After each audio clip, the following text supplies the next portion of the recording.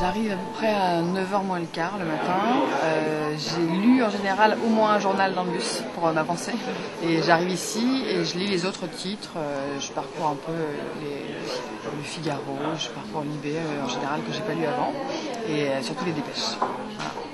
Je remonte le fil des dépêches jusqu'à hier soir. Dominique de Villepin ne participera pas au gouvernement de Nicolas Sarkozy si ce dernier était élu président de la République. Là, tu as fait le premier flash qui a duré 3-4 minutes. 3 minutes. 3 minutes. Ouais, voilà. Donc tu as une durée toujours de 3 minutes par flash. En moyenne, ouais, ça dépend un peu des heures, mais en moyenne, ouais. 3 minutes aussi, ouais, à midi et demi, en moyenne, c'est ça. Et en général, l'après-midi, c'est 3 minutes avec la bourse. Il est 11h05, cette Europe 1. Très belle matinée tout de suite, Jean-Marc Morandini. En fait, dans le 11h, c'est un flash un peu particulier. C'est pas un vrai flash, c'est les titres d'Europe Midi.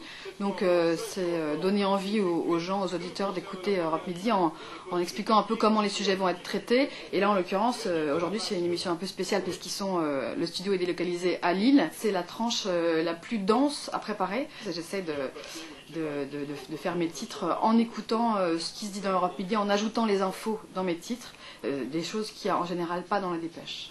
Au Pakistan, une ministre provinciale a été abattue par balle ce matin par un militant islamiste. La ministre de la province du Pendjab était connue pour son militantisme en faveur des femmes et le tireur avait déjà agressé des femmes pour des questions de moralité.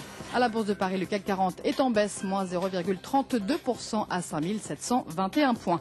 Et je vous rappelle que le Standard est ouvert pour intervenir dans cette édition d'Europe Midi en direct de Lille. La partie plus speed, entre guillemets, vient de se terminer, après avec le midi et demi, etc. Et là, l'après-midi, c'est toutes les heures entre les émissions, donc c'est un peu plus tranquille finalement, quoi. La difficulté parfois l'après-midi, c'est qu'il ne se passe pas toujours beaucoup de choses entre 2 heures.